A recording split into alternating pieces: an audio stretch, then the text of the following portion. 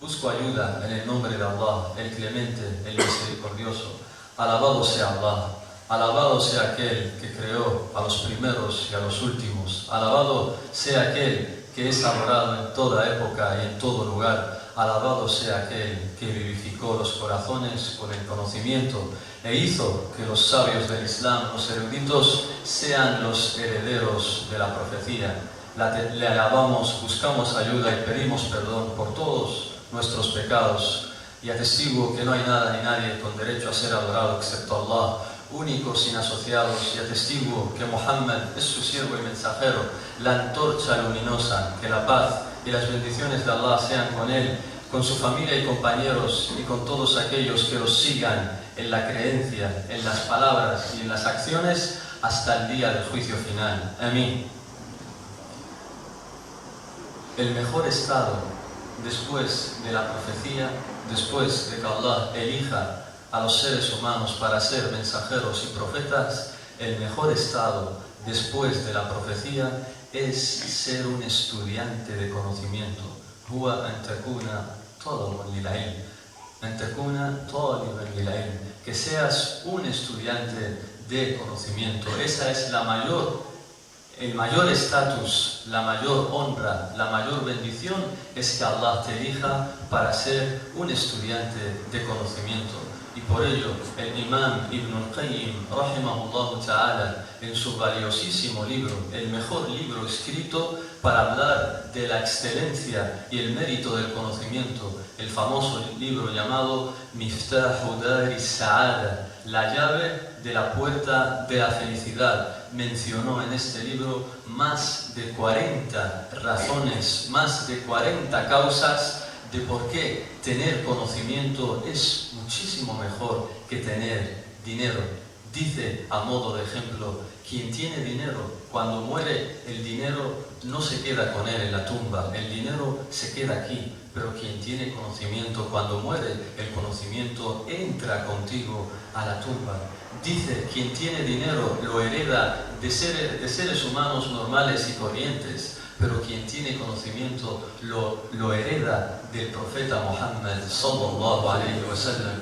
Quien tiene dinero, mucha gente lo odia, mucha gente lo envidia, mucha gente incluso lo quiere matar, pero quien tiene conocimiento, toda la gente lo quiere. Toda la gente lo ama, toda la gente quiere acercarse a él y estar con él. Solo he mencionado 3, el Imam Ibn al-Qayyim menciona más de 40 en este libro, Miftahu Dari Sa'ada. Y por eso, qué excelencia la vuestra, hermanos y distinguidas hermanas, que habéis emprendido un camino desde vuestra casa, ya sea andando o ya sea en un medio de transporte, para así venir aquí, para escuchar este dars, para escuchar el conocimiento, porque esta conferencia no es una mau'ida, no es para hablar de historias ni nada por el estilo. Esta conferencia es una clase en toda regla de las clases de los sabios del Islam para sus estudiantes. En esta clase conocerás mejor a Allah, en esta clase conocerás mejor tu din, en esta clase conocerás mejor las partes del imán, en esta clase hablaremos de los ángeles también, porque sin ir más lejos, hace poco tiempo yo pregunté a musulmanes ¿qué son los ángeles? Al-Malaika. ¿Ma ma'na al-Malaika? ¿Man hum al-Malaika? ¿Quiénes son los ángeles? Y encontré respuestas, entre ellas me dijeron, los ángeles son pájaros. Otros me dijeron, los ángeles son nuestras buenas acciones. Y son personas que nacieron en un seno de una familia musulmana. Por tanto, es necesario, importantísimo, que antes de hablar de cualquier tema, de contar historias, es importantísimo empezar con la creencia, empezar con la aqida, empezar con el imanu billah, ya que el profeta Muhammad sallallahu alayhi wa sallam estuvo 10 años en la Meca solamente invitando a la gente al imán, invitando a la gente a la creencia, y por eso nuestros queridos eruditos del Islam siempre nos aconsejan que aquel que empiece a dar charlas, que lo primero tiene que ser el tema, tiene que hablar de la creencia, tiene que hablar de Allah, y por eso nosotros lo estamos llevando a la práctica. Y alhamdulillah, por la bendición de Allah, la clase de hoy solo es una parte de 6 clases de un seminario que hemos dado en la ciudad de Melilla, en varias mezquitas, y alhamdulillah ha tenido una gran aceptación entre los jóvenes y los mayores. Y son 6 clases. Yo solamente voy a dar aquí una, es una parte, pero la intención, inshallah, mi sueño, mi anhelo es que en un próximo viaje que hagamos a Ceuta, inshallah, se pueda dar este seminario completo de 6 clases, una tras otra, o un día sí, un día no, sobre las 3 preguntas que nos harán en la tumba los 2 ángeles. Todos nosotros, musulmanes, sea hombre o sea mujer, a mí, a mi madre, a tu padre, todos nos harán 3 preguntas en la tumba. Nadie se salvará. Nos dirán: Man Rabbuk, ¿quién es tu Señor? ¿Cuál es tu religión? ¿Y quién es tu profeta? Todos nosotros seremos preguntados nos harán estas 3 preguntas. Por tanto, es importantísimo conocer la respuesta a estas 3 preguntas. ¿Quién es Allah? ¿Qué es el Islam? ¿Y quién es nuestro profeta sallallahu alaihi wasallam? Pues las respuestas a esas 3 preguntas conforman ese seminario que os acabo de decir de 6 clases. Y nosotros hoy solo vamos a mencionar, en modo de resumen, una clase nada más de esas 6 para así beneficiar a todos los hermanos y hermanas. Y tienes que saber que porque tú hayas venido aquí a la mezquita, Allah ya te quiere el bien.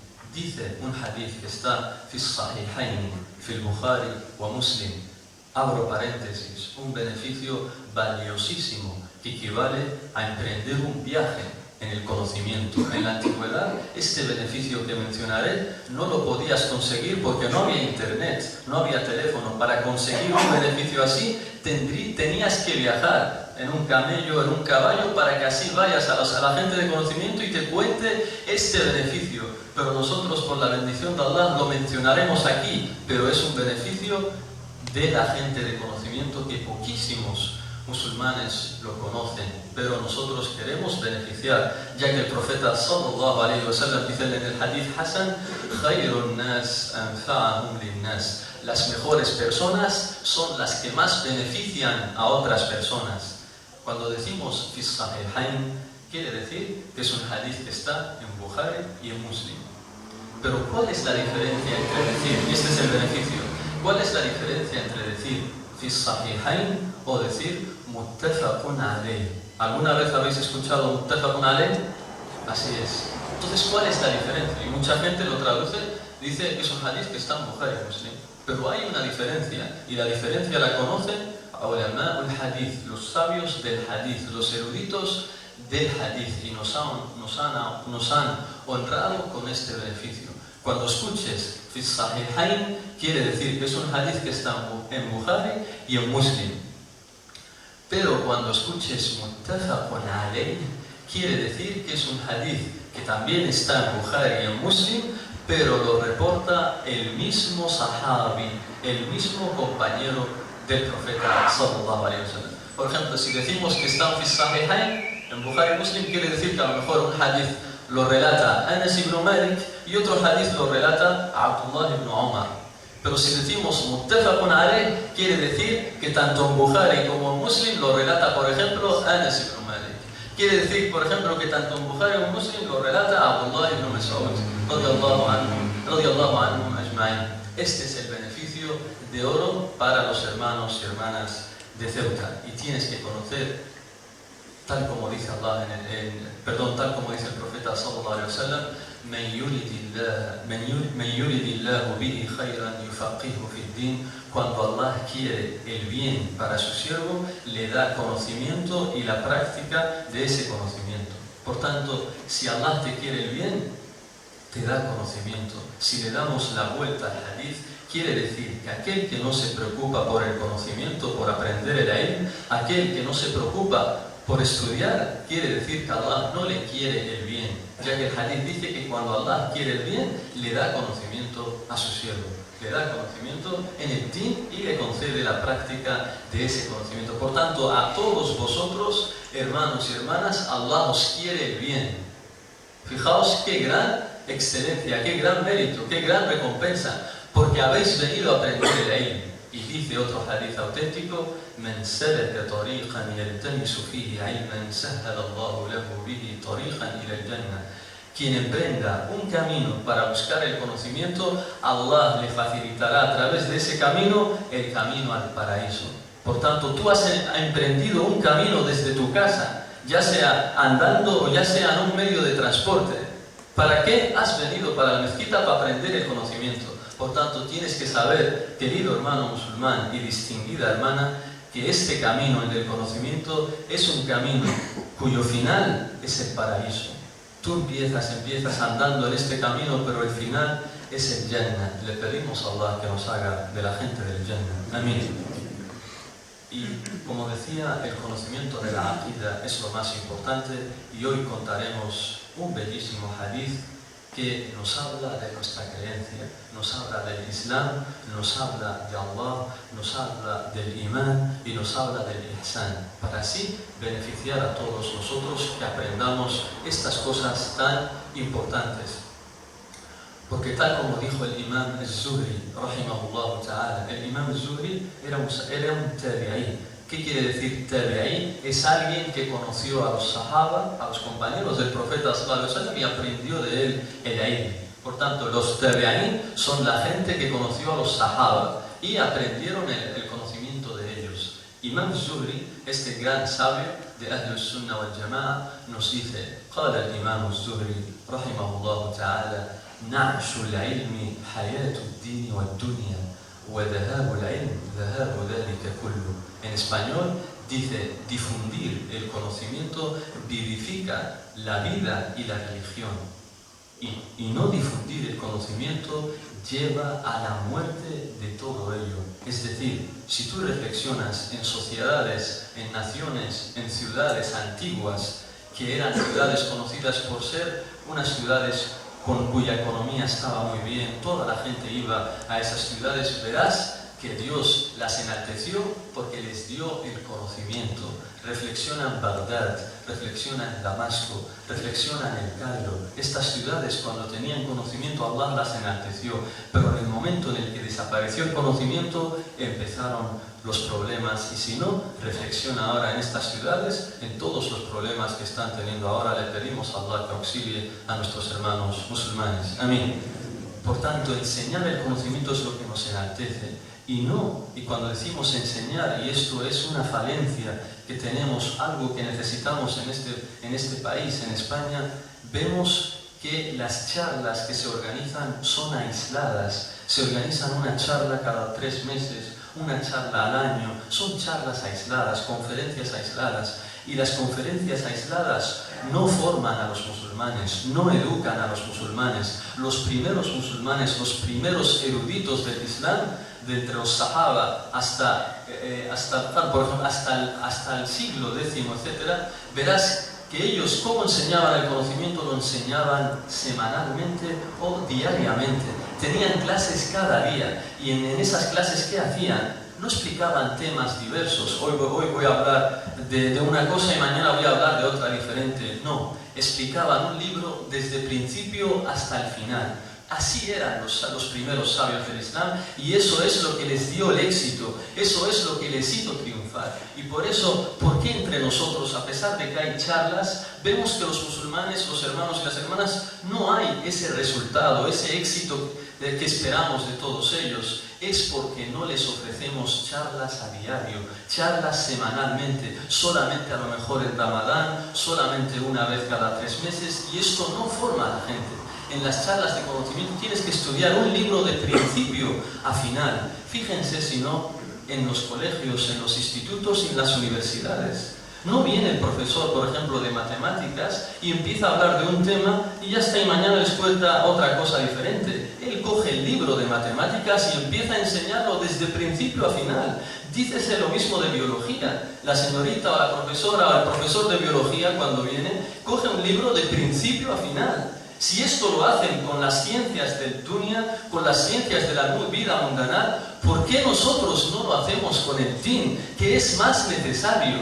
Eso es lo que nos hará formarnos, eso es lo que nos alejará de los extremismos y de las ideas raras. Porque ¿qué lleva a la gente a tener ideas raras y extremismos? Es el hecho de que no les das clases y entonces él mismo se busca la vida en su casa, se encierra en su cuarto, coge un libro de Islam y empieza a leerlo por su propia cuenta. No tiene un profesor, un sheikh, un sabio que le enseña. Entonces él mismo empieza a interpretar lo que le da la gana, lo que le viene a la mente. Y por eso cada uno sale diciendo una cosa. Pero estudiar con los sabios, ese es el principio para quien quiera aprender, porque solo leer de los libros solamente te desviará y te aumentará más desconcertación. Dijo, قال شيخ الإسلام ابن تيمية رحمه الله تعالى: ومن لم يجعل الله له نورا لم تزده كثرة الكتب إلا حيرة وضلالا. ومن لم يجعل الله له نورا لم تزده كثرة الكتب إلا حيرة وضلالا. En español dice Sheikh al-Islam Ibn Taymiyyah rahimahullah, que Allah lo tenga en su misericordia: a quien Allah no le dé su luz, porque el conocimiento es luz, el ilmu nur, es decir, aprendiéndolo con los sabios, con la gente de conocimiento, con los estudiantes de conocimiento, a quien Allah no le dé esta luz, dice: لا تزيده كثرة الكتب إلا حيرة وضلالا. La abundancia de libros, el hecho que lea muchos libros, solamente le aumentará más desvío y más desconcentración. Por tanto, este conocimiento se aprende no encerrándote en tu casa con los libros, sino escuchando a la gente de conocimiento, ya sean sabios, si no hay sabios en tu ciudad, entonces a los estudiantes de conocimiento. ¿Por qué decimos esto? ¿Cuál es el dalil? Es un hadith que está en Abu Dawud. Es un hadith que el Sheikh al-Albani dijo que era sahih. عن عبد الله بن عباس رضي الله عنهما أنه قال, y quizás sea la primera vez que muchos de nosotros escuchemos este hadith, y es un hadith auténtico. قال رسول الله صلى الله عليه وسلم: تسمعون ويسمع منكم ويسمع ممن يسمع منكم. رواه أبو داود. تسمعون ويسمع منكم ويسمع ممن يسمع منكم. En español, el profeta sallallahu alaihi wasallam le dice a los sahaba, a sus compañeros: escucharéis, vosotros escucharéis este ilm, este conocimiento, y aquellos escucharéis y se escuchará de aquellos que escuchen de vosotros, y se escuchará de aquellos que escuchen de los que escuchen de vosotros. Es decir, que este conocimiento se aprende escuchando. Escucharéis y se escuchará de vosotros, y se escuchará de aquellos que escuchen de vosotros. Escucharéis vosotros, es decir, los sahaba.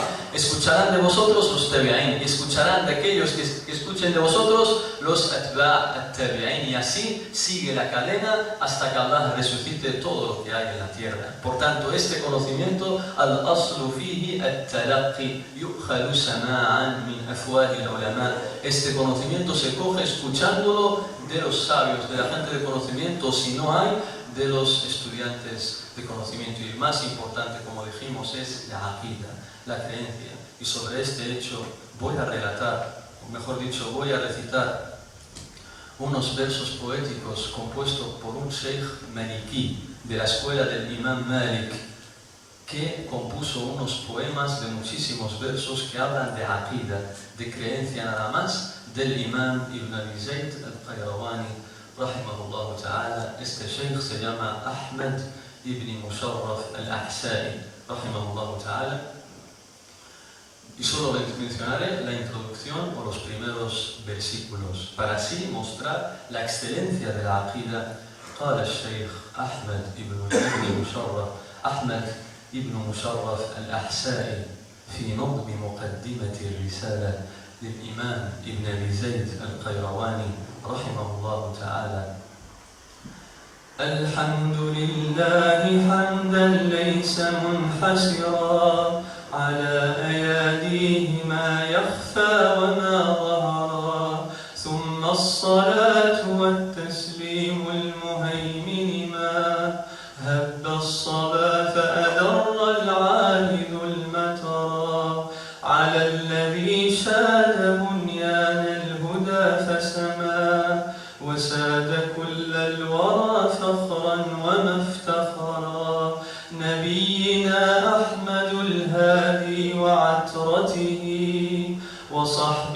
في كل من آوى ومن نصرا.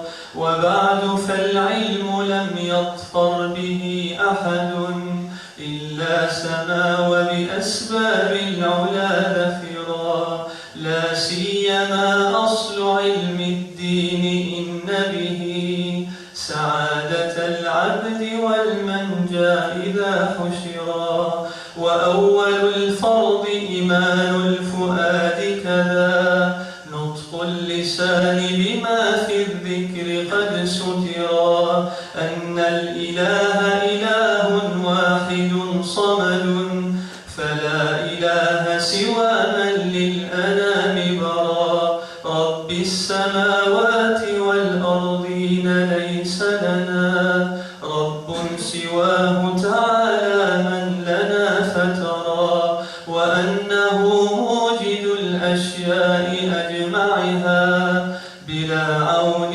ولا شريك ولا وزرا. Estos son la introducción de este bellísimo poema y nos dice que el principio del conocimiento, lo que te llevará a enaltecerte ante Allah subhanahu wa ta'ala, es el conocimiento de Asluddin, la Aqida. Y por ello vamos a relatar el siguiente hadith para así explicar ya y meternos de lleno en esta clase de hoy, a la que le pido a Allah que me la facilite. Allahumma la sahla illa ma ja'altahu sahla wa anta taj'alul hazna idha shi'ta sahla. ما شاء الله لا قوة إلا بالله. Dice así en árabe عن عمر بن الخطاب رضي الله عنه أنه قال: بينما نحن جلوس عند رسول الله صلى الله عليه وسلم إذ طلع علينا رجل شديد بياض الثياب شديد سواد الشعر لا يرى عليه أثر السفر ولا يعرفه منا أحد، حتى جلس إلى النبي صلى الله عليه وسلم فوضع ركبتيه على فأسند ركبتيه إلى ركبتيه ووضع كفيه على فخذيه وقال: يا محمد صلى الله عليه وسلم أخبرني عن الإسلام. قال: أي رسول الله صلى الله عليه وسلم الإسلام أن تشهد أن لا إله إلا الله وأن محمدا رسول الله وتقيم الصلاة وتؤتي الزكاة وتصوم رمضان وتحج البيت إن استطعت إليه سبيلا. قال: صدقت.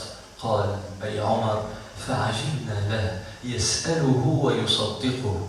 قال: فأخبرني عن الإيمان.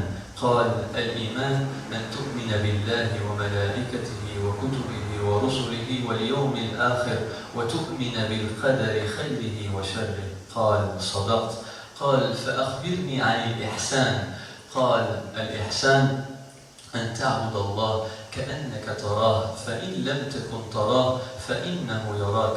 قال: فأخبرني عن الساعة. قال: ما المسؤول عنها بأعلم من السائل.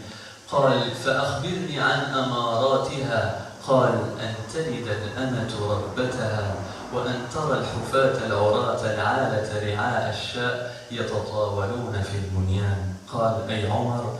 فمضى، أي ذلك الرجل، فمضى فلبثت مليا. فقال رسول الله صلى الله عليه وسلم: يا عمر أتدري من السائل؟ يا عمر أتدري من السائل؟ قلت: الله ورسوله أعلم. قال: أي رسول الله صلى الله عليه وسلم: إنه جبريل، إنه جبريل أتاكم يعلمكم أمر دينكم. رواه مسلم. Este es el bellísimo hadith que explicaremos hoy en esta charla. Y dice así en español. Dice Omar ibn al-Khattab, y la cuña de Omar ibn al-Khattab, el sobrenombre de Omar era Abu Hafs. Así se llamaba, así era su cuña, Abu Hafs. ¿Y qué es la cuña para los árabes? La cuña para los árabes es un signo de respeto y de enaltecimiento ante las personas que ellos consideran importantes. Siempre que alguien lo considera importante, con conocimiento, que tiene un gran estatus en la sociedad o que tiene valor por su conocimiento y demás, o por su estatus en la sociedad, le hacen una cuña, le llaman por su cuña. Es como nosotros cuando queremos mostrar respeto por alguien, decimos, por ejemplo, Don Ibrahim, Don Mustafa, Don Mohammed. No decimos Mustafa o Ibrahim así, sino que decimos Don en español, signo de respeto. los árabes, en vez de decir don, porque ellos no hablaban lógicamente español, los árabes que decían la cuña, le decían Abu Fulán, o si es mujer, Ummu Fulán. Abu Fulán o Ummu Fulán. Así ellos engrandecían a su gente. Y de los errores, tal como aprendimos de nuestro querido Sheikh Saleh Al-Husaymi, de los errores que ocurren en la cuña, ves a hermanos y hermanas, cuando les preguntas ¿cómo te llamas? Te dice, yo soy, por ejemplo, Abu Muhammad, o yo soy Abu Ilyas, o si es una hermana te dice, yo soy Ummu Fatima, yo soy Ummu Muhammad. Es erróneo, porque para los árabes, tal como nos dijo Sheikh Saleh Al-Husaymi, lo que más detestaban, de las cosas que detestaban, es que cuando te pregunten tu nombre, tú respondas diciendo tu cuña. Tienes que ser humilde. Es como alguien, entre nosotros le dices, ¿cómo te llamas? Y te dice, yo me llamo Don Mustafa, yo me llamo Don Muhammad. Él mismo se enaltece. Tienes que dejar que sea la gente la que te enaltezca. Otra cosa diferente es que te pregunten, hermano, ¿cuál es tu cuña? Si te preguntan, ¿cuál es tu cuña? Ahí dices, por ejemplo, yo me llamo Abu Muhammad.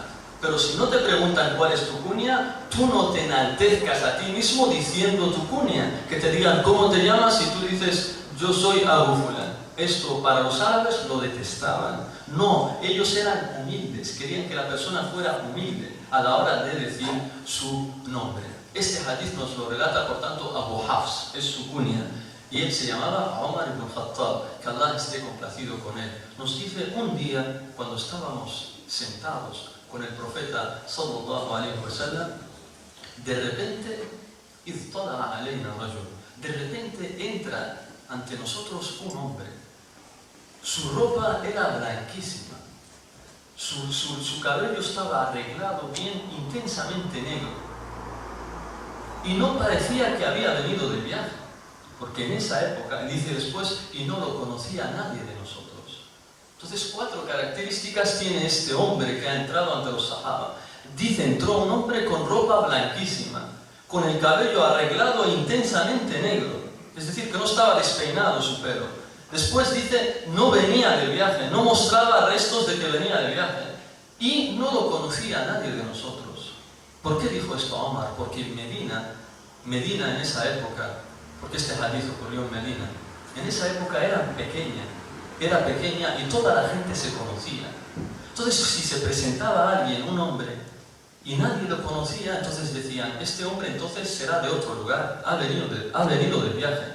Pero dice Omar, pero es que tampoco puede ser así, tampoco puede que haya venido de viaje, porque su ropa está blanquísima. Y en esa época, cuando viajaban por el desierto y demás, la ropa se llenaba de polvo, se llenaba de tierra, pero este hombre parecía recién salido de la ducha y yendo a la mezquita. Estaba blanquísima su ropa. Y dice, tampoco puede parecer que ha venido de viaje porque su pelo estaba negro, intensamente negro y arreglado, no estaba despeinado. Y uno cuando viaja, el pelo se le despeina, etcétera, la cara se te cambia un poco, etcétera, porque te llenas del cansancio del viaje, etcétera, el polvo que coges cuando estás viajando, etcétera, etcétera. Pero este hombre tampoco. Y dice, y no lo conocía nadie de nosotros. Entonces, ¿quién es este hombre? ¿Quién es? Y dice, entró como si nada, como si nos conociera a todos, entró a la mezquita hasta que se sentó justo delante del profeta sallallahu alaihi wasallam, y apoyó sus rodillas contra las rodillas del profeta sallallahu alaihi wasallam y sus manos sobre sus muslos. Y empieza a preguntar. Este hombre viene con una serie de preguntas y le dice, Ya Muhammad sallallahu alaihi wasallam. Este hombre le dice, ¿qué es el Islam? Infórmame acerca del Islam. ¿Qué es el Islam? El profeta sallallahu alaihi wasallam entonces le responde y le dice, el Islam consiste en que atestigues que no hay nada ni nadie con derecho a ser adorado excepto Allah y que Muhammad es su mensajero. Y que hagas el salat, establezcas la oración, pagues el zakat, ayunes, cumplas con el ayuno, es decir, el mes de Ramadán, y peregrines a la casa sagrada, a la Meca, si tienes las posibilidades físicas y económicas de hacerlo. Entonces, acto seguido, dice este hombre que pregunta, es así, efectivamente, respuesta correcta, has dicho la verdad. Dice Omar, فَعَجِبْنَا لَهُ يَسْأَلُهُ وَيُصَدِّقُهُ. Dice Omar, nos asombramos cuando le dijo, has dicho la verdad, respuesta correcta, porque generalmente cuando alguien pregunta algo es porque no lo sabe. es porque quiere saber la respuesta. Pero el profeta le dio la respuesta y este hombre dice, has dicho la verdad. Es decir, es un hombre que conocía la respuesta, pero aún así preguntaba. Porque dice, abro paréntesis, beneficio de estas palabras, dicen nuestros sabios, es permitido. Cuando estés en una reunión, en una aqiqa, en una boda, en tu casa, con familiares, etc., es permitido hacer una pregunta a alguien de conocimiento, aun sabiéndola, tú sabes la respuesta a esa pregunta, pero en esa reunión hay una persona que es ignorante de esa pregunta, que no sabe ese conocimiento y tú quieres que aprenda. Entonces, a ti te da cosa decírselo directamente o porque lo respetas mucho o no puedes hablarle, no tienes hikma para hablar. Dicen los sabios, es permitido que tú hagas una pregunta como si no supieras a alguien de conocimiento que esté ahí, para que cuando responda a ese reconocimiento el otro lo escuche y así se beneficien todos. Porque este hombre sabía la respuesta y preguntó, y después dijo, cuando respondió el profeta, dijo este hombre, has dicho la verdad. Por tanto, es permitido en el Islam hacer preguntas que tú sepas, no para pillar a la gente, no para dejarlos en vergüenza, no para dejar que no saben nada, no, sino para beneficiar a los demás, a los que no sepan esa respuesta. Después le dice este hombre, ¿y qué es el imán? Infórmame acerca del imán. ¿Qué es el imán? Dijo, el imán consiste en creer en Allah, en los ángeles, en los libros revelados, en los profetas, en el día del juicio final y en el decreto divino, tanto lo agradable como lo desagradable. Y volvió a decir este hombre, has dicho la verdad. Es así, respuesta correcta. Después dice este hombre, ¿y qué es el ihsan? Infórmame de qué es el ihsan. Le respondió el profeta, el ihsan consiste en que adores a Allah tal como si lo vieras, y si no lo ves, que sepas que Él sí te ve, que Él sí te está viendo. Dice después este hombre, infórmame cuándo sucederá, cuándo será Yawm al-Qiyamah, cuándo será el día del juicio, cuándo será, dime la fecha, cuándo será el día del juicio. El profeta sallallahu alaihi wasallam le dijo, mal mas'ulu anha bi'a'lama min as-sa'il. En español, el que hace la pregunta, tanto yo como tú, no sabemos sobre ese conocimiento. Mi conocimiento y el tuyo son iguales. No lo sé. Eso no lo sé. Mal mas'ulu anha bi'a'lama min as-sa'il. El que pregunta y el que responde tienen el mismo conocimiento sobre este tema. Es decir, nadie sabe cuándo será el día del juicio. Nadie lo sabe. Abro paréntesis. Otro beneficio. Por eso, no hay que dejarse engañar cuando salgan personas diciéndonos que el mundo, que en el calendario de una secta tal o de una nación tal, dice que el 2013 ya se va a acabar el mundo, tal como se anunció hace unos meses de que el mundo se iba a acabar, ya en el 2012 ya está, que en 2013 ya el mundo se ha acabado, y me llegaron noticias de hermanas nuestras, mujeres ya mayores de 40, 50, 60, ancianas, que se lo creyeron. De verdad, me llegaron noticias de que se lo creyeron y empezaron cada vez, veías a las hermanas yendo a la casa de otras hermanas, despidiéndose, pidiéndole perdón. Le dice, si he hecho algo contigo, perdóname, que están diciendo que la semana que viene ya se va a acabar el mundo, perdona. Fíjate, estos son musulmanes, tienen esposos musulmanes, tienen hijos musulmanes, pero no conocen este hecho. Por eso es importantísimo hablar de estas cosas. Antes que empezar a contar historias, hay que enseñar a la gente a conocer a Allah, a conocer a su mensajero, que conocer que Yawm al-Qiyamah solo lo conoce Allah. Ni el profeta, fíjate, le preguntan ¿cuándo será? Dice, yo no lo sé. Lo que tú sabes y yo estamos igual en eso. Por tanto, el día del juicio no lo sabe sino Allah. Y todas estas filosofías, profecías que nos dicen que el día del juicio será tal día, a tal hora, etcétera, etcétera, todas son falsas. Las desmiente una sola aleya, que nos dice que el día del juicio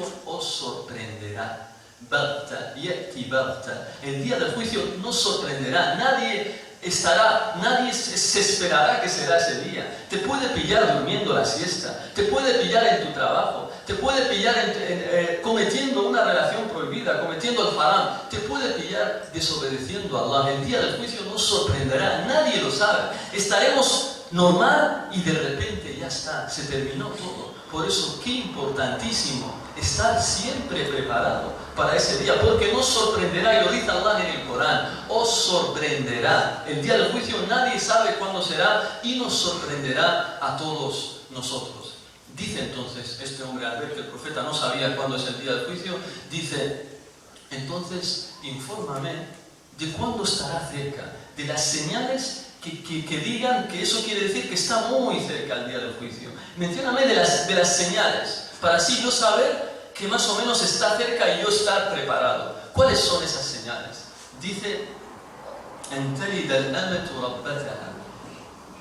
que la esclava dé a luz a su ama. Que la esclava dé a luz a su ama. Y que veas a pastores descalzos, a gente descalzo, campesinos, pastores de ovejas, compitiendo en la construcción de altos edificios. Compitiendo en la construcción de altos edificios. Dice después este hadith, y el hombre se fue. Dice a Omar, y este hombre se fue. Y hasta el profeta le dijo eso y se fue. Y dice, yo me quedé un tiempo y después el profeta me dijo, oh Omar, ¿acaso sabes quién era este hombre que ha venido hoy, que ha venido ese día, nos has estado haciendo esas preguntas? ¿Sabes quién es? Que no lo conocía nadie de vosotros. Nadie de vosotros lo conocía. ¿Acaso sabéis quién es? Dice Omar, Allah wa Rasuluhu a'lam. Allah y su mensajero sabe más. Dice, este hombre es Jibril, es el ángel Jibril, que vino para enseñaros vuestra religión. Que vino para enseñaros vuestra religión. Por tanto, todo lo que nos ha enseñado en este hadith es religión. Y empezamos a explicarlo parte por parte. Dice que el Islam consiste en 5 cosas. Y la primera de ellas es Shahadatu an la ilaha illallah wa anna Muhammadan Rasulullah. Es decir, que no hay nada ni nadie con derecho a ser adorado excepto Allah, único, sin asociados. Y esta frase de La ilaha illallah consta de 2 partes, de nefyun wa ithbat, es decir, negamos algo y afirmamos otra cosa. Decimos, negamos que no haya alguien con derecho a ser adorado, nadie merece ser adorado, lo negamos, nefyun, negamos que alguien merezca ser adorado. Y decimos, afirmamos que el único que merece ser adorado es Allah subhanahu wa ta'ala. Y esta frase de La ilaha illallah no te servirá a menos que niegues y afirmes. Si solo niegas, no te sirve. Si solo afirmas, no te sirve. Hasta que niegues y afirmes. Por ejemplo, imagínate que alguien dice La ilaha, niego que alguien merezca ser adorado. Ya está, y se queda ahí. Esta persona no es musulmana. Esta persona, si muere así, estará eternamente en el infierno. Si conoce sobre el Islam y no quiere seguir. Por tanto, niega esta persona. Imagínate que alguien dice Allah merece ser adorado, pero también otros merecen ser adorados. Tampoco le sirve. Tiene que negar que todos merezcan ser adorados y que el único que merece la adoración es Allah subhanahu wa ta'ala. Y esto es el tawhid, esto es la unicidad de Allah subhanahu wa ta'ala. Después nos dice que consiste en atestiguar que el mensajero Muhammad es el profeta de Allah, es el mensajero de Allah sallallahu alayhi wa sallam. ¿Y esto qué quiere decir? Quiere decir que hay que obedecerle en todo lo que nos ordena. Hay que apartarnos de todo lo que nos prohíba. Hay que creerle en todo lo que nos dice, nos afirma. Es decir, el profeta nos ha hablado del paraíso, nos ha hablado del infierno, nos ha hablado de las señales del último día. Hay que creerle en todo lo que diga. Si alguien no cree en eso, no es musulmana. Si alguien no cree en todo lo que dice el profeta, si el profeta te dice, va a pasar esto, y alguien te dice, bueno, no sé, yo tengo mis dudas de que pase, Allahu a'lam, no sé, yo no he estado ahí, no puedo decirte. O te dice que en el paraíso habrá tal y tales cosas de bendiciones para los siervos, y te dice, bueno, yo no sé, tengo mis dudas, yo no he estado en el paraíso, así que Allahu a'lam, no lo sé. No sé si hay un paraíso o no. Esta persona no es musulmana. Esta persona no lo es. Tienes que creer en todo lo que te informa el profeta sallallahu alayhi wa sallam. Y dice, وَأَنْ لَا يُعْبَدَ اللَّهِ إِلَّا بِمَا شَرَعَ. Y que no se adore a Allah excepto tal como Él lo ha hecho. Que no te levantes a hacer cualquier acto de adoración por lo que te diga tu mente. Yo en vez de rezar el Dhuhr 4 raka'ah, yo quiero ser mejor musulmán, voy a rezarlo 5. porque quiero ser mejor musulmán. Esto no te sirve. Esto se conoce como bid'a, innovación. Y esto no es parte de lo que ha enseñado el profeta sallallahu alaihi wasallam. Por tanto, solo tenemos que adorar a Allah tal como enseñó el profeta sallallahu alaihi wasallam. Y tienes que saber, y abro paréntesis sobre la innovación, que es un gravísimo mal para la sociedad y para la umma del Islam.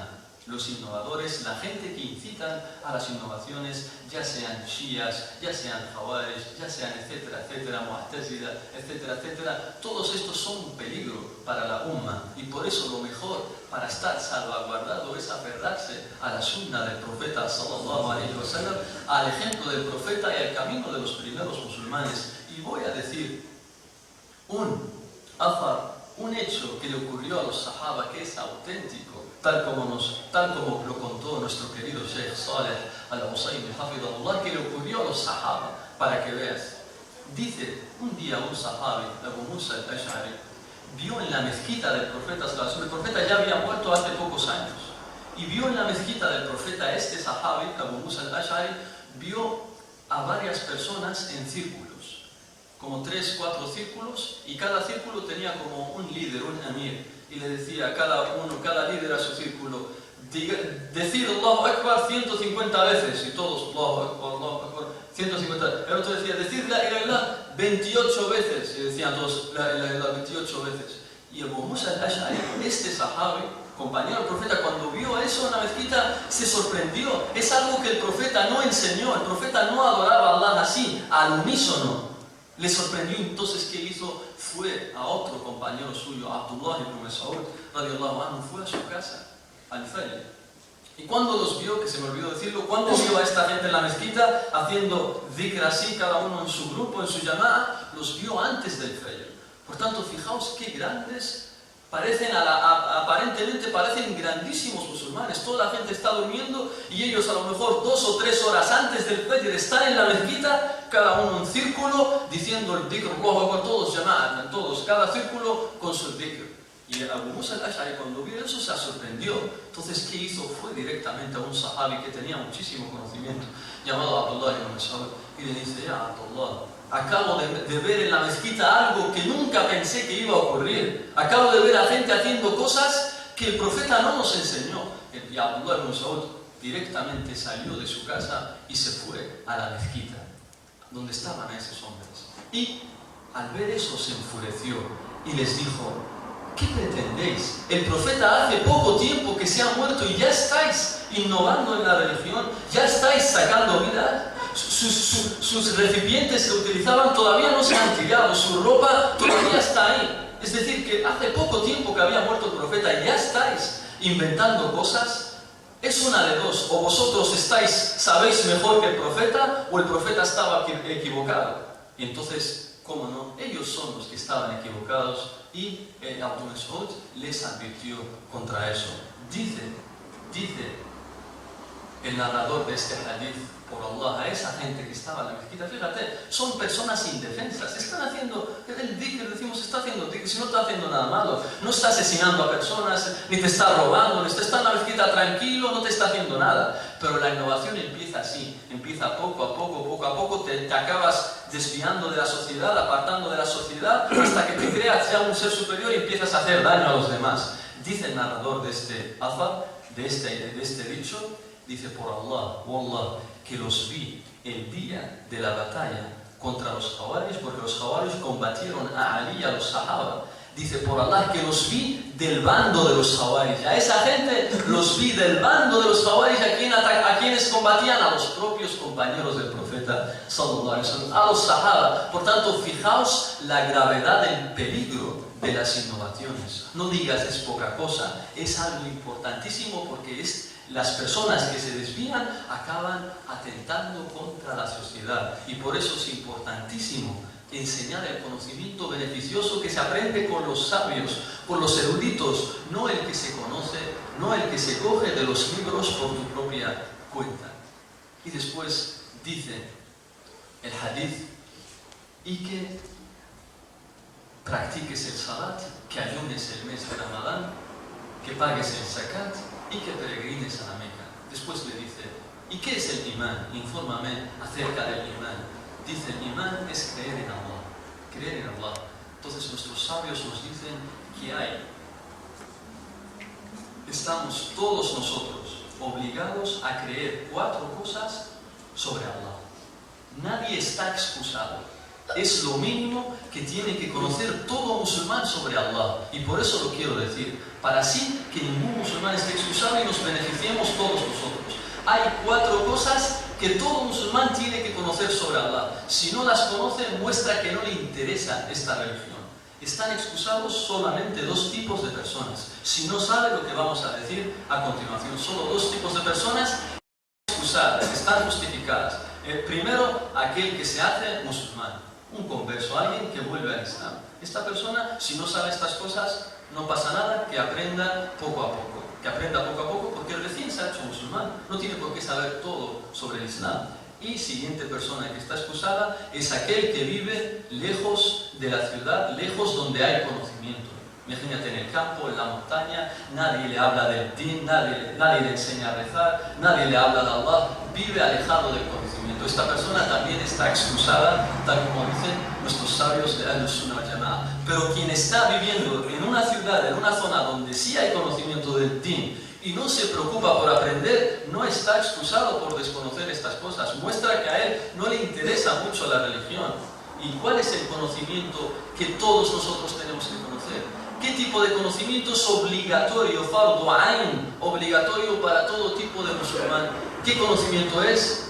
Muchos sabios a lo mejor no han podido dar una definición exacta de este conocimiento, pero el mejor sabio que dio esta definición de qué conocimiento es el obligatorio es la que dio Ibn al-Qayyim, rahimahullah ta'ala, y nos dice, fi dhabit al-ilm al-wajib, nos dice, كل ما وجب العمل به فتقدم العلم عليه واجب. فتقدم العلم عليه واجب. Dice, ¿qué conocimiento es obligatorio? Todo lo que sea obligatorio hacer en el Islam, todo lo que sea obligatorio realizar, es obligatorio también tener el conocimiento previo para hacer ese acto. Por ejemplo, rezar, ¿es obligatorio o no? En el Islam, 5 veces. Así es obligatorio. Entonces estamos obligados a conocer todo lo que gira en torno a cómo rezar. ¿Qué lo anula? ¿Qué no lo anula? Si me río en el salat, ¿tengo que seguir rezando o ya está, no pasa nada? Si rezo sin camiseta y solo con un short que me llega hasta debajo de las rodillas, pero no me pongo nada camiseta encima, ¿es válido el salat así o no? Etcétera, etcétera. Los conocimientos en torno al salat. Estamos obligados. Alguien, por ejemplo, que tiene dinero y tiene que dar el zakat, porque cuando se cumpla el año lunar y tenga el mínimo para dar el zakat, está obligado también a saber todo lo que gira en torno al zakat, es decir, lo que le incumbe a él. ¿A quién tengo que darle el zakat? ¿Vale dárselo a mi padre? ¿Se lo tengo que dar a mi hermano? ¿A mi hija que tiene un esposo que no está trabajando, está en el paro? ¿Puedo sacar el zakat y dárselo a mi hija? ¿A quién se lo tengo que dar? Allah nos ha informado en el Corán a quién va destinado el zakat. 8 tipos de personas a los que va destinado el zakat. Por tanto, todo acto que sea obligatorio, es obligatorio también tener el conocimiento previo a ese acto. Y esto lo mencionan grandes sabios, entre ellos Ibn al-Qayyim. O por ejemplo, el Hajj. Alguien que va a hacer el Hajj. El Hajj es obligatorio para quien pueda. Ya está, Allah te ha dado el dinero, te han aceptado para ir al Hajj, jalas, vas al Hajj. No vale decir, lo importante es Nia, lo importante es Nia, lo que quieras. Safa o Marwa, si quieres hazlo como te dé la gana. Arafa, si quieres vete el 7º día del Hijja, no pasa nada, lo importante es el Nia. Allah mira los corazones. Esto no sirve, hermano, esto no sirve. Estos son cosas de nuestros ancestros, de gente que no tiene conocimiento, porque Allah te ordena que si tienes que hacer el Hajj, tienes que saber cómo hacer el Hajj. Por tanto, 2 o 3 meses antes de ir al Hajj, busca hermanos con conocimiento o a sheikhs o profesores de tu ciudad y diles, hermano, enséñame, yo voy a ir a hacer el Hajj dentro de un mes, dentro de después, enséñame cómo se hace, por favor. Y aunque te dé 1 hora nada más a la semana que venga a tu casa o tú vas a la suya, y te va a enseñar cómo se hace el Hajj, porque es fácil, no es ninguna complicación. Allah ha hecho este din fácil. Inna ad-dina yusr, tal como dice el profeta sallallahu alaihi wasallam. Esta religión es fácil, es facilidad, no hay filosofías raras. Todo lo acepta el alma y el corazón, todo lo acepta y es facilísimo. Por tanto, todo acto que sea obligatorio, es obligatorio también tener el conocimiento previo a ese acto. No vale decir lo importante es el niya. Ya sí es importante, pero también lo importante es el sunnah, seguir el ejemplo del profeta sallallahu alayhi wa sallam. Por tanto, hay 4 cosas obligatorias que tiene que conocer todo musulmán sobre Allah. La primera, inshallah, si podéis memorizarla, la memorizáis, y si no, la escucháis inshallah otra vez el dars para que así os acordéis de ella. Y lo importante es vivir conforme a este conocimiento, no solo memorizar como si fueras una grabadora, sino vivirlo y llevarlo a la práctica. La primera cosa que tenemos que saber sobre Allah es que existe. Annahu mawjud. Allah existe. Y esto es algo de puro sentido común. Allah existe, porque no podemos adorar a alguien que no existe. Allah existe. Siguiente cosa que tenemos que conocer sobre Allah es que Él es el creador de todo lo que existe. Es el creador de todas las cosas, es el que nos ha hecho vivir, nos hará morir y nos resucitará otra vez el día del juicio. Tercera cosa es que el único que merece ser adorado excepto Allah, ni si de fulán, ni si de mengano, ni la tumba fulana, ni el sabio, ni el profeta, ni los ángeles, ni nada. Nadie merece ser adorado excepto Allah. Si mi esposa no puede tener hijos, no voy a Sidi fulano a decirle, por favor, da que mi esposa no puede tener hijos, dame hijos. No, suplico a Allah. فَإِذَا سَأَلْتَ, dice el profeta, فَاسْأَلِ اللَّهِ. Si preguntas, pregunta a Allah subhanahu wa ta'ala. Y dice el Corán, Surat al-Jinn, dice وَأَنَّ الْمَسَاجِدَ لِلَّهِ فَلَا تَدْعُوا مَعَ اللَّهِ أَحَدًا. No supliques con Allah a nadie, aunque tu esposa no pueda tener hijos, sea estéril, aunque estés enfermo, etcétera, etcétera, etcétera, solo suplica a Allah. Ni al profeta tampoco se le suplica, tal como hacen algunos peregrinos cuando vienen a Medina, a la tumba del profeta para saludarle.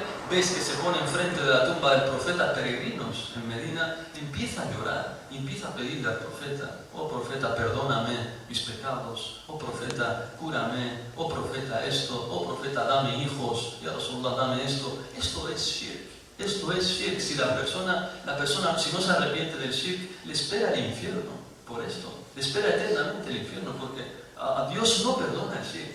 Inna Allah la yaghfiru an yushraka bih. Allah no perdona el shirk si mueres en ese estado. Si te arrepientes, alhamdulillah. Por tanto, dice esta ley, وَأَنَّ الْمَسَاجِدَ لِلَّهِ فَلَا تَدْعُوا مَعَ اللَّهِ أَحَدًا. Abro paréntesis, otro beneficio de oro, de esos que valen como un viaje de conocimiento. ¿Qué significa masajid en idioma árabe? ¿Qué son los masajid? Masajid tiene 2 significados en el idioma árabe. 2 significados. El primero es el que todos conocemos, que es los lugares donde uno se postra ante Allah, es decir, donde rezamos. Esto es un masjid.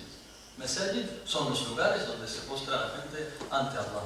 Y el siguiente significado de masajid también significa las partes de tu cuerpo, las 7 partes de tu cuerpo sobre las que te postras. Esto se llama masajid también en el idioma árabe. Las 7 partes de tu cuerpo, la frente con la nariz, las 2 palmas de las manos, las rodillas y los dedos de los pies, eso se llama en idioma árabe también masajid. Por tanto, Allah te dice وَأَنَّ الْمَسَاجِدْ لِلَّهِ, que todas esas partes de tu cuerpo son para Allah. O si le damos el otro significado, que en las mezquitas solo se tiene que adorar a Allah subhanahu wa ta'ala, فَلَا تَدْعُوا, no supliques a nadie, فَلَا تَدْعُوا مَعَ اللَّهِ أَحَدًا, no supliques a nadie junto con Allah. A nadie junto con Allah. Esto es, por tanto, el tercer conocimiento que tenemos que conocer sobre Allah, es decir, adorarle sobre Él. Repito, primero, que existe. Segundo, que Allah es el creador de todo lo que existe, es el que nos ha traído a la vida, nos hará morir y nos resucitará. El tercero es que Allah es el único que merece ser adorado. Y el cuarto, y esto a lo mejor no lo conocen muchos musulmanes, es que Allah tiene muchos nombres, bellos nombres y sublimes atributos. Allah tiene muchos nombres, entre ellos Allah se llama Ar-Rahman, Ar-Rahim, Al-Ghafur, Al-Aziz, Al-Jabbar, Al-Tawwab, etcétera, etcétera. 99 son los que conocemos, pero Allah tiene más de 99 nombres. Pero los que nos ha reportado, los que nos ha narrado Allah en el Corán y en la Sunna son solo 99. Pero Él tiene mucho más que 99. Por tanto, él dice que tienes que creer también que Allah tiene nombres y atributos. Atributos, por ejemplo, que Allah ve, que Allah habla, que Allah escucha, que Allah tiene dos manos, tal como dice Allah en el Corán, بَلْ يَدَاهُ مَبْسُوطَتَانِ. Así dice la ley en el Corán. Y sus dos manos están extendidas. Es decir, creer que Allah tiene dos manos. Pero, y esto es importantísimo, y espero que esté en vuestro corazón esta creencia, es que las manos de Allah, si decimos que Allah tiene manos, no significa que son como las manos de los seres humanos. Son manos acordes a Allah, no sabemos cómo son. Son manos acordes a su majestuosidad y perfección. No son como tus manos, no se asemejan a la creación. Laysa kamithlihi shay. Allah no tiene a nadie que se le parezca. A nadie. Porque si Allah decimos que ve, no vayas a pensar que ve tal como tú ves, oh ser humano. Allah ve acorde a Él, acorde a su divinidad, acorde a su majestuosidad. Y tú ves de acuerdo a tu debilidad, que eres un simple ser humano, pero el Señor, Al-Rabb, Al-Ilah, es Allah subhanahu wa ta'ala. Por tanto, creemos que Allah tiene nombres y sublimes atributos. 4 cosas: Allah existe, Allah es el creador de todo, Allah es el único que merece ser adorado, y 4, Allah tiene nombres y atributos, bellos nombres y sublimes atributos. Después nos dice en Tu'mina Billah, después وَبِمَلَائِكَتِهِ. ¿Qué son los ángeles? Hemos llegado a responder qué son los ángeles. ¿Qué son los ángeles? ¿Qué son los ángeles? Los ángeles son seres que Allah ha creado de la luz. Son seres que Allah ha creado de la luz y lo adoran siempre y nunca le desobedecen. Siempre están adorando a Allah, los ángeles, y nunca le desobedecen. Nunca le desobedecen, y entre ellos está Jibril. Entre ellos se conoce a un ángel llamado Jibril. Se conocen muchos más, pero esto es lo mínimo que tenemos que saber. Entre ellos está Jibril, alayhi salam. Y tienen la facultad, entre ellos tienen muchas misiones. Cada ángel tiene una función. Y entre las funciones, por ejemplo, de Jibril era venir con la revelación, con el wahi. Jibril venía con la revelación para transmitírsela a los profetas y mensajeros de Dios. Esto es lo mínimo que tenemos que saber. Entonces, abro paréntesis. Imagínate que preguntamos a un musulmán en la calle. Se llama Muhammad, se llama Ibrahim, se llama Mustafa. Mustafa, ¿qué son los ángeles? Te dice, háblame en árabe, yo no sé español. ¿Qué es eso de los ángeles? Bueno, el malaika. ¿Qué son los malaika? Mustafa, por favor, ¿qué son los malaika? Y dice, yo no lo sé. Es la primera vez que escucho esto. ¿Malaika? ¿Eso qué es? Es la primera vez que escucho esto. Esta persona, dicen los sabios, no podemos decirle que esta persona está interesada en el Islam. Esta persona se teme que no sea musulmán, que haya caído en kufr, en incredulidad, porque lo mínimo que tenemos que conocer sobre los ángeles es que son seres de Allah, que tenemos que creer en eso, que hay ángeles. Si tú no crees que hay ángeles, entonces el imán, tú no crees en las 6 pilares del imán. Si tú no sabes qué son los ángeles, entonces no eres mu'min, no eres musulmán. Alguien que no sepa que existen ángeles no es musulmán, porque no ha cumplido con lo mínimo de la fe, que son los ángeles. Y solamente están excusados, como dijimos antes, 2 tipos de personas. Primero, el que es nuevo musulmán, era cristiano, judío, ateo y se hace musulmán. Esta persona, si le decimos qué son los ángeles y te dice no lo sé, no pasa nada, se le enseña. Y siguiente, otra persona que está excusada es aquel que vive lejos del conocimiento. Nadie le ha hablado nunca del tin, no hay du'at en su ciudad, en su pueblo, nadie le ha enseñado qué son los ángeles, también está excusado. Por tanto, nuestra obligación ahora es que cuando volvamos a nuestras casas, le enseñemos a nuestras madres, ya que están mayores, qué son los ángeles, quién es Allah, las 4 cosas que hay que creer de Allah, porque quizás si le preguntas a tu madre quiénes son los ángeles, a lo mejor no vas a saber responderte. A lo mejor no vas a saber responderte, pero tú no empiezas a decir, no mamá, que has cometido algo grave, eso no puede ser, no, eso no queremos que le enseñes. Dices, Imán, siéntate, el walidé, siéntate conmigo y te voy a enseñar qué son los ángeles. El walidé, estos son los que son los ángeles, son criaturas de Allah, se lo explicas en árabe, si no entiende español, y le enseñas. estos son los ángeles, son criaturas de Allah, que Él ha creado y son de la luz y hacen trabajos para Allah, hacen funciones para Allah. Entre esas funciones es que Jibril viene con el wahi, con la revelación, viene con la risala al profeta Muhammad sallallahu. Para así que cumplamos con lo mínimo, porque esto es lo mínimo. Alguien que no cumpla con esto muestra que no le interesa el tiempo, no le interesa esta religión. Después nos dice, los libros. ¿Qué son los libros? También lo mínimo que tenemos que conocer sobre esto es que Allah ha revelado una serie de libros, a lo largo de la historia, a sus mensajeros. Y que los libros de Allah que Él ha revelado son palabras de Allah, son palabras de Allah. No es un libro creado, tal como dicen algunas sectas desviadas. El Corán no es algo creado, el Corán es la palabra de Allah, es Kalamullah. El Corán es Kalamullah, la palabra de Allah. Entonces, ¿qué tenemos que creer de los libros? Que Allah ha revelado una serie de libros. Y que el último de esos libros es el Corán. Y el Corán abrogó a todos los anteriores. Ya no hay que seguir a los anteriores, ya no hay que seguir el Injil, ya no hay que seguir a la Torá, solamente hay que seguir ahora al Corán. Si viviéramos en época de Musa, alayhi salam, en época de Moisés, diríamos lo único que hay que hacer para alcanzar el paraíso es seguir la Torá, porque el Corán todavía no había sido revelado.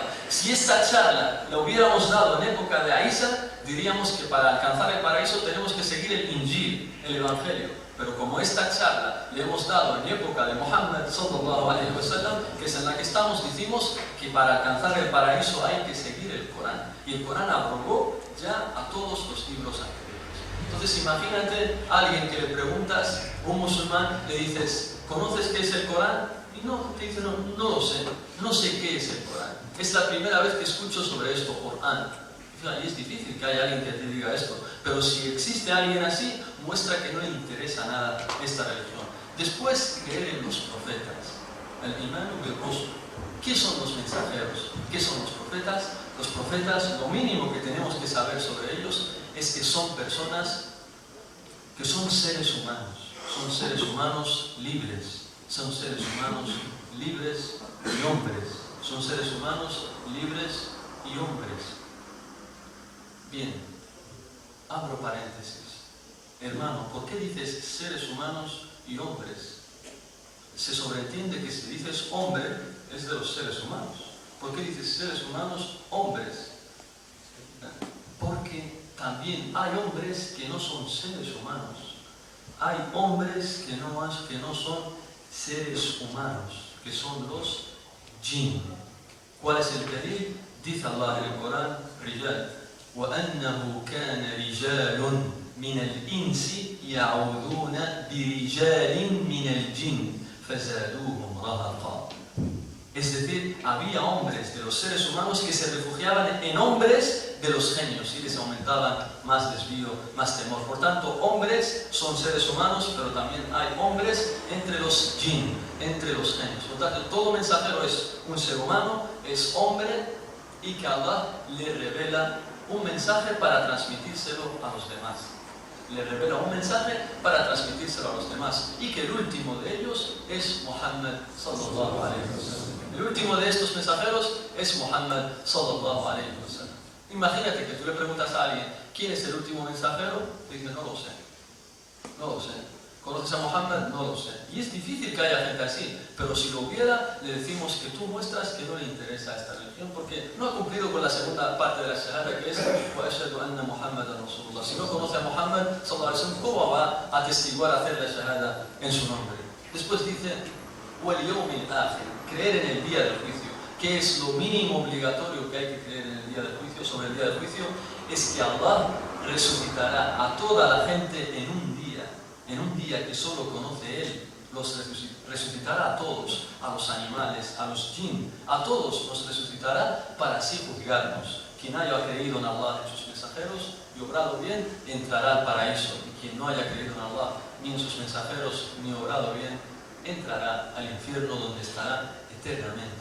Imagínate, paramos a alguien por la calle, le decimos, ¿crees en Yom Kiyama? ¿Crees en el día del juicio? Te dice, hermano, cuéntame otra, déjame de esas cosas, esas son historias, háblame de ciencia. háblame de cosas que yo pueda ver, yo no he estado ahí. Pero hermano, si tu padre es musulmán, tu madre es musulmana, y tú te llamas Ibrahim, ¿cómo es que? No, hermano, yo no he estado ahí. Esta persona no es musulmana. Esta persona no es musulmana porque niegan el día del juicio, que seremos resucitados. Y reflexiona, tal como para que veas que el día del juicio ocurrirá, que Allah tiene el poder para levantar a todas las gentes, a todas las personas, perdón, el día del juicio. Solo cuando una tierra está desértica, imagínate, había plantaciones, árboles, y viene, por ejemplo, fuego, queman ese bosque y todos se mueren. Ya esa tierra se queda desalojada, no hay plantas, solo tierra. Ya está, había bosques, plantas, jardines, pero ahora no hay nada. Hubo un incendio y se llevó todo eso. Y la tierra se muere. Pasa un tiempo, Allah hace descender la lluvia y otra vez vuelven a crecer las plantas. Estos son ejemplos que Allah nos menciona en el Corán para que estés seguro de que Él sí puede resucitarte. Porque tal como hizo morir a esas plantas y las volvió a sacar otra vez por la lluvia, también a ti te hará morir y te volverá a sacar de nuevo de tu tumba. Por tanto, es parte del imán también creer en el día del juicio. Y al final nos dice creer en el destino, tanto lo agradable como lo desagradable. Es decir, que Allah, que es lo mínimo que hay que creer sobre el destino, que Allah ha creado todas las cosas y que nada pasa en este mundo sin que Él... Nada pasa en este mundo sin su voluntad. Todo lo que pasa, Allah sabe que pasará y todo lo ha prefijado en el momento que Él ha decretado. Y que todo pasa y lo ha escrito en la tabla protegida cuando le dijo al cálamo, escribe. Y el cálamo empezó a escribir todo lo que pasará. Por tanto, Allah tiene conocimiento de todo y nada ocurre en este mundo sin que Él lo sepa. Nada ocurre. Todo lo que ocurre Él lo sabe y ocurre bajo su voluntad y su permiso. Después dice, ¿y qué es el ihsan? Ahora, el imán ya me lo has preguntado, ya me lo has respondido. ¿Y qué es el ihsan? ¿Qué es el ihsan? Dice, el ihsan له معنيان. El ihsan tiene dos significados en el idioma árabe. المعنى الأول نفع الخلق والثاني إتقان الشيء. إتقان الشيء. المعنى الأول نفع الخلق والمعنى الثاني إتقان الشيء.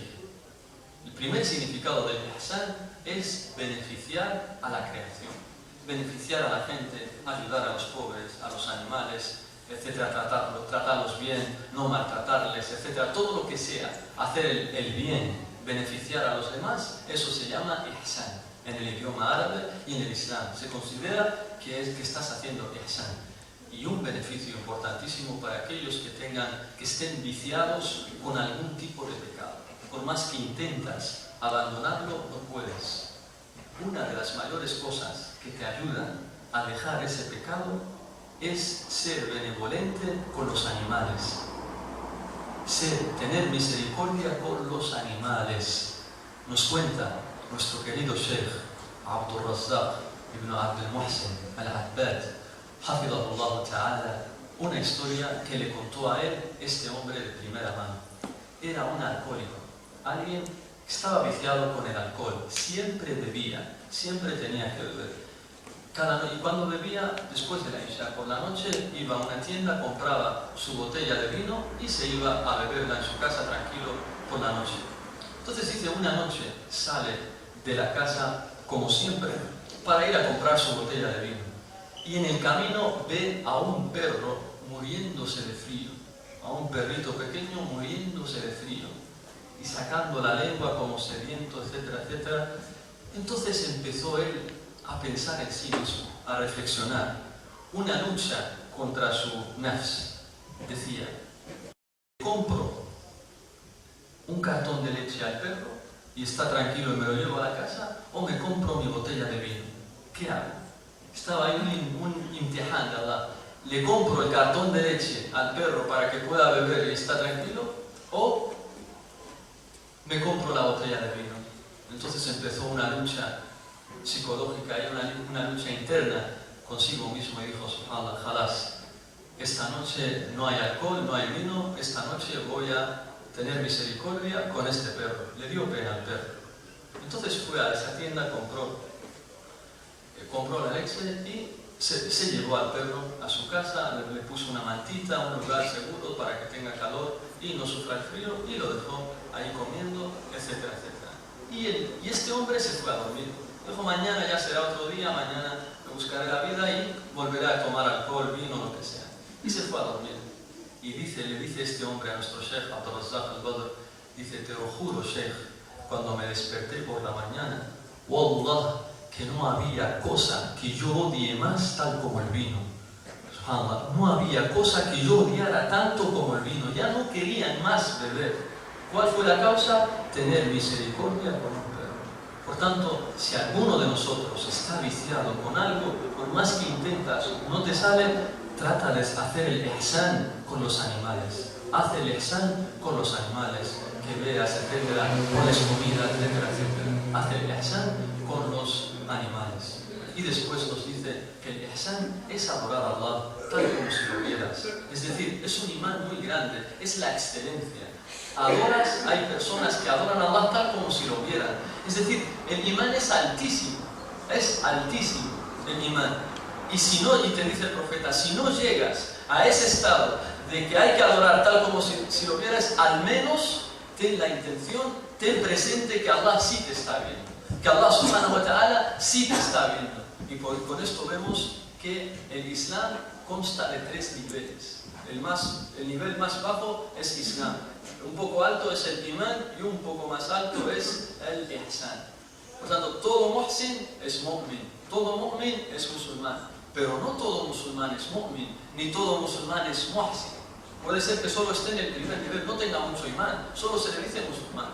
Pero hay gente que tiene mucho imán y nosotros no sabemos quiénes son, eso solo lo sabe Allah. La gente que tiene mucho imán se le dice mu'min, y la gente que ya llega a la excelencia se le dice muhsin.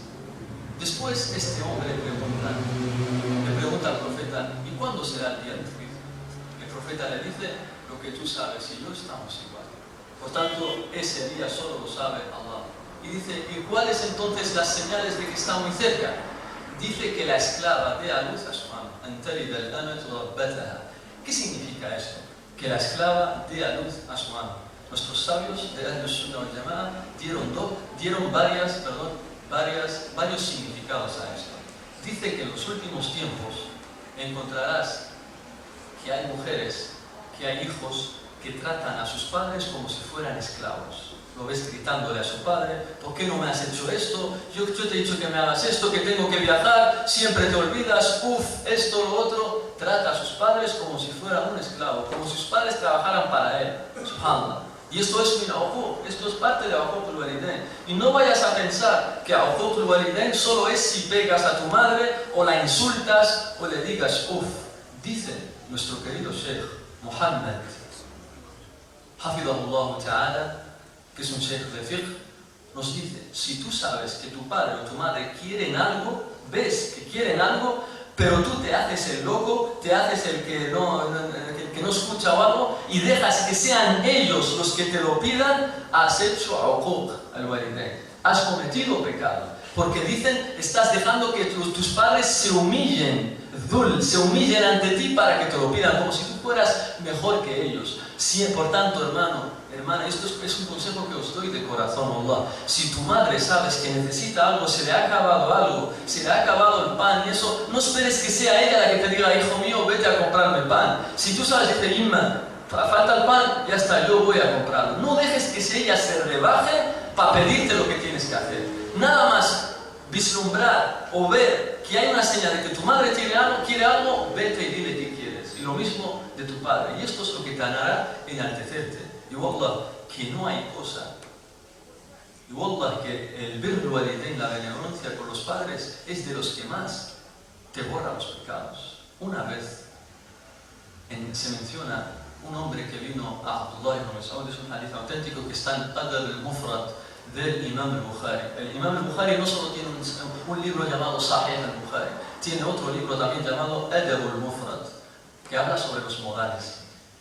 Y cuando habla este libro, de la parte que habla de los padres, dice que un día el compañero del profeta Abdullah ibn Abbas, que Allah se compartió con él, estaba reunido con sus estudiantes y le vino un hombre arrepentido, mal, preocupado, acababa de hacer un crimen y está arrepentido. Y viene a Ibn Abbas y le dice: Ibn Abbas, acabo de asesinar a una persona. Le pedimos a Allah que nos proteja de los asesinatos. Amén. Pero estoy arrepentido. Por favor, ¿qué tengo que hacer? ¿Qué tengo que hacer para así borrar lo que he hecho? Le pregunta Ibn Abbas: ¿están vivos tus padres? ¿Están vivos tus padres? Dice este hombre: no, se murieron. Dice Ibn Abbas: entonces haz muchas acciones buenas, tal vez Allah, inshallah, te perdone. Y arrepiéntete. Y se fue el hombre. Entonces los estudiantes se quedaron así como sorprendidos y le dijeron a Ibn Abbas: ya Imán, ¿por qué le preguntaste si viven sus padres? ¿Por qué le preguntaste si viven sus padres? Dice Ibn Abbas, y atención lo que dice, frase que se puede escribir perfectamente con letras con tinta de oro. Dice Ibn Abbas: porque no conozco algo que borre más los pecados después de hacerse musulmán, tal como birrul walidain. Tal como birrul walidain, subhanallah. Por tanto, aquel que ves que hace la sunna en la calle, ves que ayuda a los pobres, mashallah, libas, lihya, se deja la barba, pero su padre y su madre, nada, le trata malísimo. Que sepas que estás en una mala situación.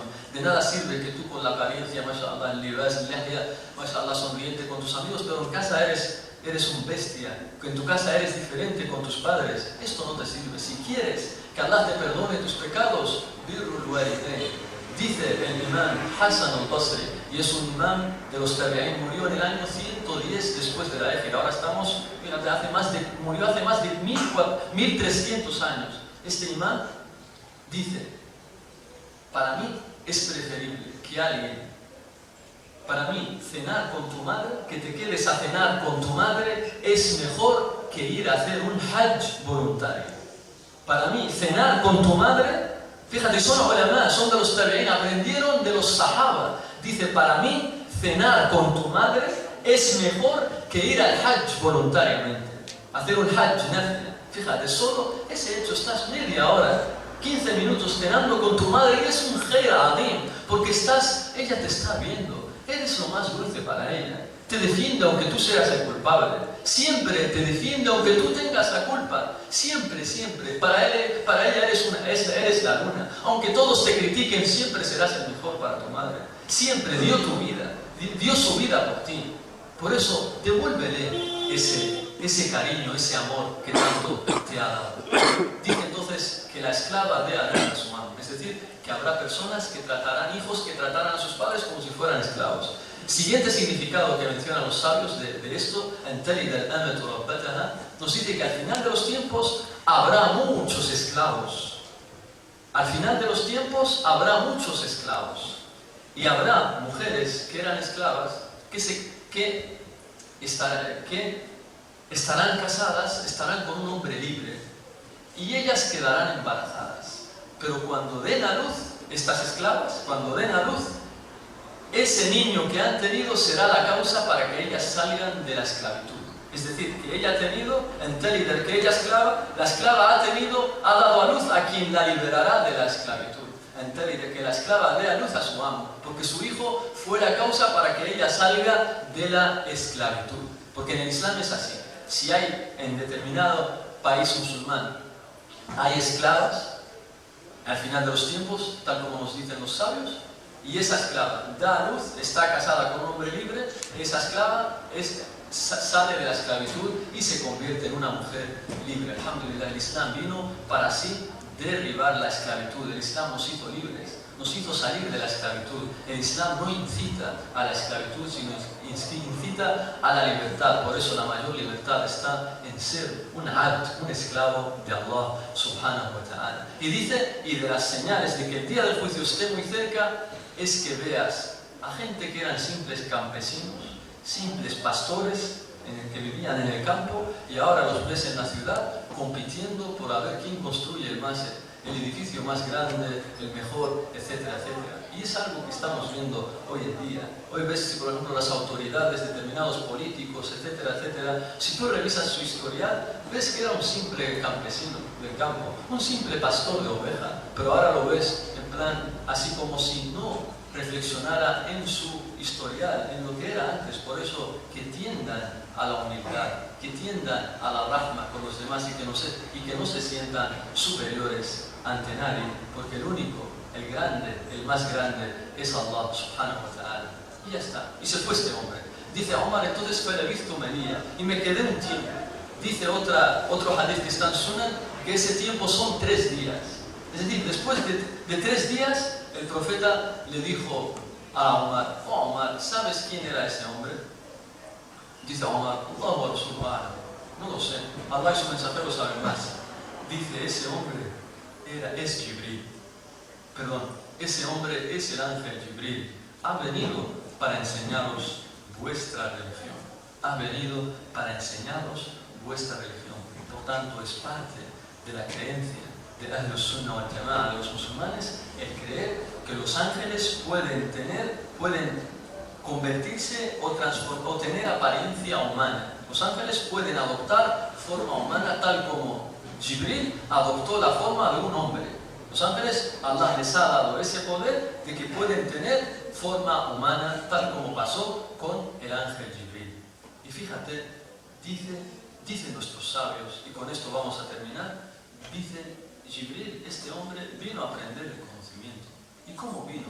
Vino limpio, con su pelo arreglado, vino bien, con una apariencia muy bonita, muy pura, muy bella, y se sentó para escuchar y preguntar al profeta sallallahu alaihi wasallam, y preguntaba con modales, no decía, oh tú, cuéntame esto, sino, oh mensajero de Allah, ya Muhammad, infórmame qué es el Islam, con una educación. Y por eso es importantísimo, y esto es un mensaje para todos los que buscan el conocimiento, para todos nosotros los estudiantes de conocimiento, que es importante que tengamos modales, al-adab. Dice nuestro querido Sheikh Saleh al-Husaymi, "I'lamu annakum lan tanalu al-ilma illa bil-adab." Saber que nunca alcanzaréis el conocimiento excepto con modales. Si no tienes modales, no sirves para este camino. Allah rápido te quitará del medio, porque tal como dice otra vez nuestro querido Sheikh Saleh al-Husaymi, esto es uno de los beneficios más importantes que aprendí de él, dijo, tienes que saber, tal como Allah elige a los profetas, también elige a la gente de conocimiento, también elige a los estudiantes de conocimiento. ¿Por qué? Porque los estudiantes, la gente de conocimiento, son los herederos del profeta Muhammad sallallahu alaihi wasallam. Por tanto, tal como eligió al profeta, también elige a la gente que lo heredará, a la gente de conocimiento. Fíjate qué gran fadl, qué gran beneficio para aquellos que aman el ilm, que aman el conocimiento. Por tanto, Allah, si tú no tienes modales, si tu corazón es impuro, si tu corazón está contaminado, Allah no te va a elegir. No sirves para este camino. Hay que purificarse. Y como ejemplo menciona nuestro Sheikh, dice, imagínate a alguien que tiene muchísimo dinero y quiere guardar su dinero en un vertedero de basura, en un cubo de basura ahí en la calle. ¿Acaso alguien que tiene mucho dinero va a dejar su dinero en el cubo de basura? ¿En el vertedero de basura? No, porque se lo van a robar. No es el sitio para guardar.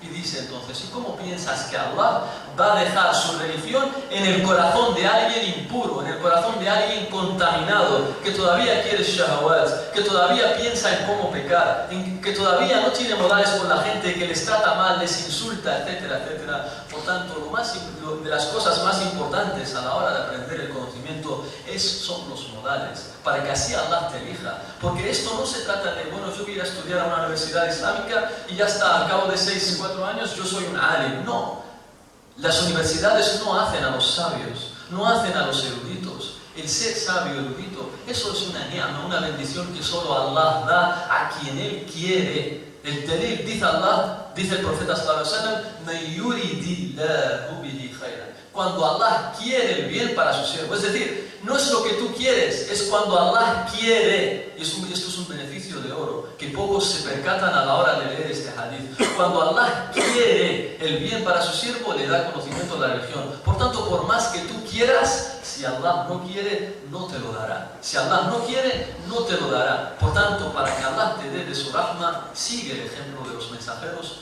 Ten un corazón puro, ten un corazón lleno de modales para que así Allah nos elija. Esto ha sido la charla de hoy, que le pido a Allah que la acepte de nosotros. Puede ser una charla que esté llena de definiciones, pero son estas cosas las que calmarán nuestro corazón y las que nos hagan adorar a Allah con conocimiento. Por eso estas son las charlas que dan los sabios a los estudiantes, para que así adores a Allah no con historias, sino que lo adores con Él. Y antes de levantarnos, quiero mencionar 4 asuntos. 4 asuntos y nos levantamos.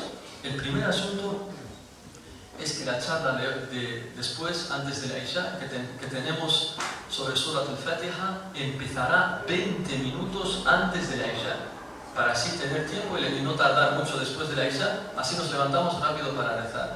La charla de esta noche empezará 20 minutos antes de la Isha, es la segunda parte de Surat al-Fatiha. Vamos a explicar qué quiere decir A'udhu billahi minash shaitanir rajim, qué quiere decir Bismillahir rahmanir rahim y qué quiere decir Alhamdulillahi rabbil alamin. ¿Qué quiere decir todo esto? Siguiente punto. El domingo, inshallah, el domingo que viene, inshallah, tenemos otra conferencia a esta hora, a la misma hora de hoy, y el domingo hablaremos del amor.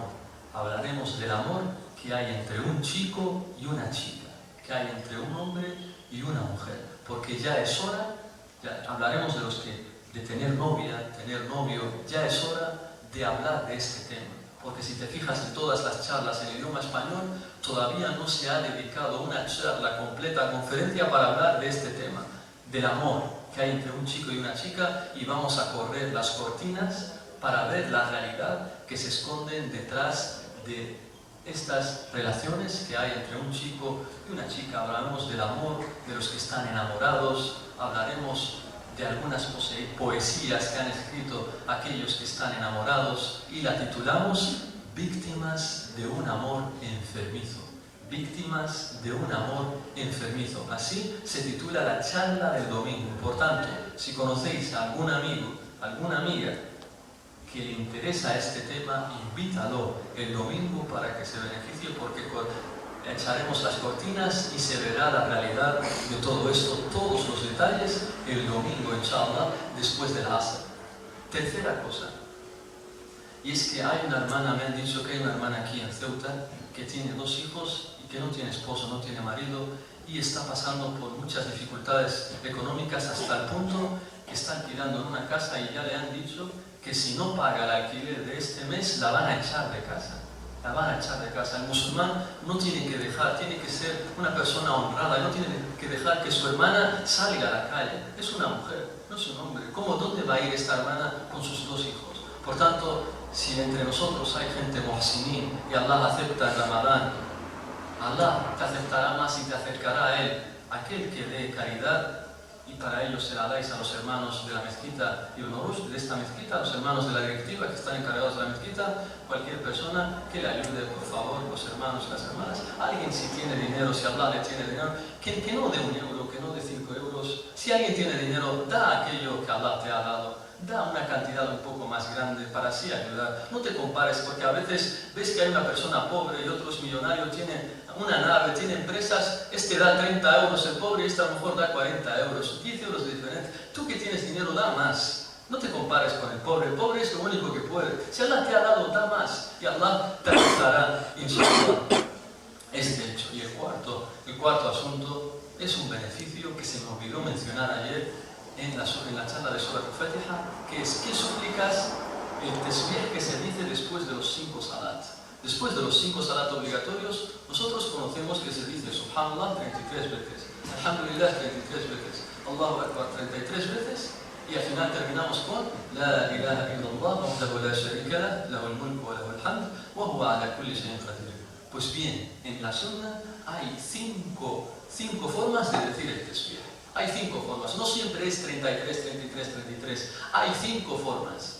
Y en cada charla mencionaré una. Hoy mencionaré 2 formas. Después por la noche mencionaré la tercera forma. Mañana mencionaré la 4ª forma de hacer el tasbih.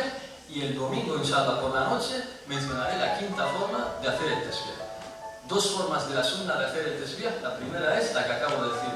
Es decir, después del salat obligatorio. Es decir, después del sol, después del dhuhr, después del asr, después del maghrib o después de la isha. Dices Subhanallah 33 veces. Alhamdulillah 33 veces. Allahu Akbar 33 veces. Y al final terminas con La ilaha illallah wahdahu la sharika lah, lahul mulku wa lahul hamd, wa huwa ala kulli shay'in qadir. Siguiente forma. Es un hadith que está en Bukhari y Muslim, que es Sahihain. Lo relata Abu Huraira, radiyallahu anhu, y nos dice que el profeta sallallahu alaihi wasallam, el tasbih, nos dice otra forma de hacer el tasbih, es decir, Subhanallah 33 veces, Alhamdulillah 33 veces y Allahu Akbar 33 veces y ya está. Y no dices nada más. La diferencia entre el segundo y el primero es que el primero al final lo terminas con La ilaha illallah wahdahu la sharika lah, lahul mulk ila akhirih, y el segundo no dices nada al final. Dices Subhanallah 33, Alhamdulillah 33 y Allahu Akbar 33. Después de una noche mencionaremos que se dicen otros números. No siempre son 33. Hay otros números que se dicen. Y lo mencionaremos inshallah después por la noche, la tercera forma, y todas ellas, como digo, son sunnah. Traeremos los hadices auténticos que lo prueben. Le pedimos a Allah que acepte de nosotros esta charla. Os agradezco a todos vosotros, hermanos y hermanas, por haber venido. Allah es testigo de que os quiero por Él, por la causa de Él. Y tal como le dijo el profeta sallallahu alaihi wasallam a su gran compañero, que lo quería mucho, a Mu'adh ibn Jabal, le dijo: Ya Mu'adh, inni la uhibbuk. Oh Mu'adh, ciertamente yo te amo. Y yo os digo: Wallahi inni la uhibbukum. Ciertamente yo os amo a todos vosotros, hermanos y hermanas, y le pido que tal como nos juntó aquí, por este amor, que nos junte en la morada de su generosidad. Amén. Subhanaka Allahumma wa bihamdik, ashhadu an la ilaha illa ant, astaghfiruka wa atubu ilayk. Allahumma salli ala Muhammad wa ala alihi wa sahbihi ajma'in.